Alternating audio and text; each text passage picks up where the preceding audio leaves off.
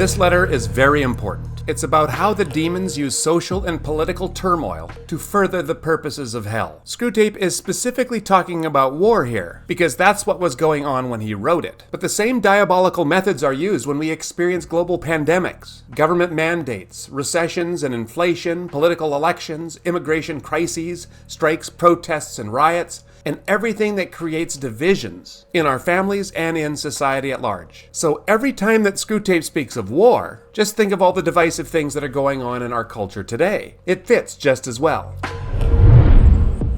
War is, without question, a very bad thing. It perpetuates a cycle of violence and destruction, and it undermines peace and stability. It can have disastrous effects on individuals as well as entire societies. And it might surprise you that despite all that evil, Screwtape, a senior-level demon, doesn't find war all that useful to furthering the purposes of hell. He argues that these purposes are more likely thwarted by war than helped. He begins his 5th letter like this. My dear Wormwood, it is a bit disappointing to expect a detailed report on your work and to receive instead such a vague rhapsody as your last letter. You say you are delirious with joy because the European humans have started another one of their wars. I see very well what has happened to you. You are not delirious. You are only drunk. Screwtape is referring to World War II, which turned out to be the most destructive event in human history. And apparently Wormwood is very excited about it all. For the first time in your career, you have tasted that wine which is the reward for all our labors, the anguish and bewilderment of a human soul. And it has gone to your head. I can hardly blame you. I do not expect old heads on young shoulders. Screwtape takes a cooler view of the prospects that war affords the purposes of hell. He acknowledges that the fear and distress evoked by the prospect of war is intoxicating,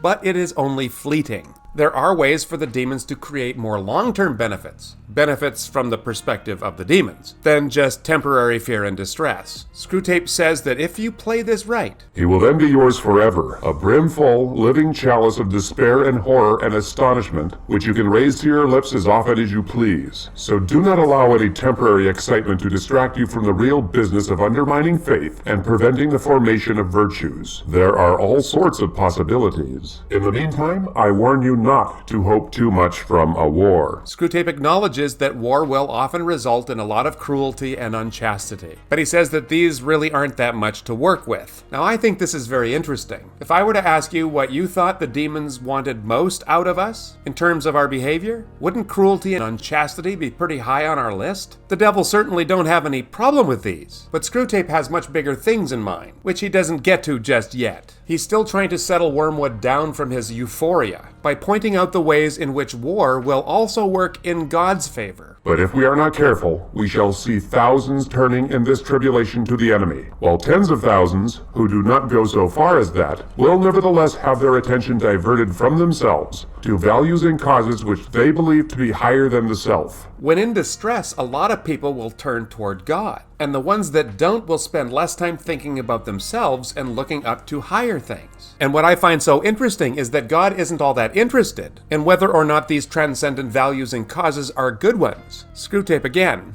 I know that the enemy disapproves of many of these causes, but that is where he is so unfair. He often makes prizes of humans who have given their lives for causes he thinks bad, on the monstrously sophistical ground that the humans thought them good, and were following the best they knew. In the last few years, Christians have ended up on different sides of various issues, and both sides are absolutely certain that God is on their side. And so logically, anyone who disagrees with them is working for the forces of hell. And this generates all sorts of vitriolic attacks on social media and the stink eye across the aisle in church, or worse. God has an entirely different perspective. God is fine if we are wrong, as long as we are looking up and doing what we think is the right thing. The devils want us to keep doing what we're doing and focus on ourselves and how right we are. If we want to thwart the demons at all in our lives, we should keep our attention upward and be less nasty to other people.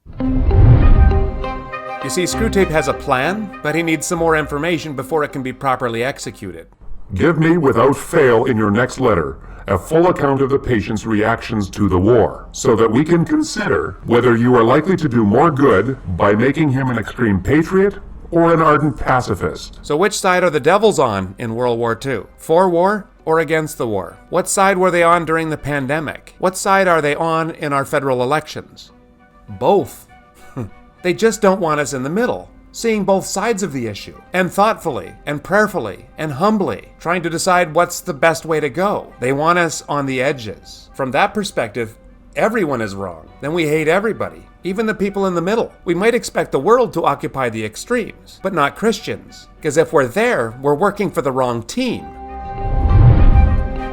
Screwtape continues his argument that war isn't as good as Wormwood thinks it is. Consider, too, what undesirable deaths occur in wartime. Men are killed in places where they knew they might be killed, and to which they go, if they are at all of the enemy's party, prepared. How much better for us if all humans died in costly nursing homes, amid doctors who lie, nurses who lie, friends who lie, as we have trained them, promising life to the dying, encouraging the belief that sickness excuses every indulgence, and even, if our workers know their job, withholding all suggestion of a priest, lest it should betray to the sick man his true condition. How disastrous for us is the continual remembrance of death, which war enforces. One of our best weapons, contented worldliness, is rendered useless. In wartime, not even a human can believe that he is going to live forever. Now, Screwtape does not think that war is all that useful a tool for turning one's patient toward damnation. After all, Jesus told us straight out, promising us even that we are going to suffer, and that our suffering has meaning and purpose. Why would war or plague or economic collapse surprise us? That faith which is destroyed by a war or pestilence cannot really have been worth the trouble of destroying. Screwtape points out one last problem with the kind of tribulation that the war and such events will produce. At the precise moment of terror, bereavement, or physical pain, you may catch your man when his reason is temporarily suspended. But even then, if he applies to enemy headquarters, I have found that the post is nearly always defended. Your affectionate uncle, Screwtape. So when war, plague, political elections, pandemics, turmoil is going on in our life and in our society, look up. Allow the prospects of death and suffering sort out your values, and understand that the most important thing is not that you are right, because neither God nor the devils care that much. But hopefully your values will be turning towards God, submitting to Him, loving your neighbors, and taking care of each other. That would drive the devils crazy. Thank you, and we'll see you next time.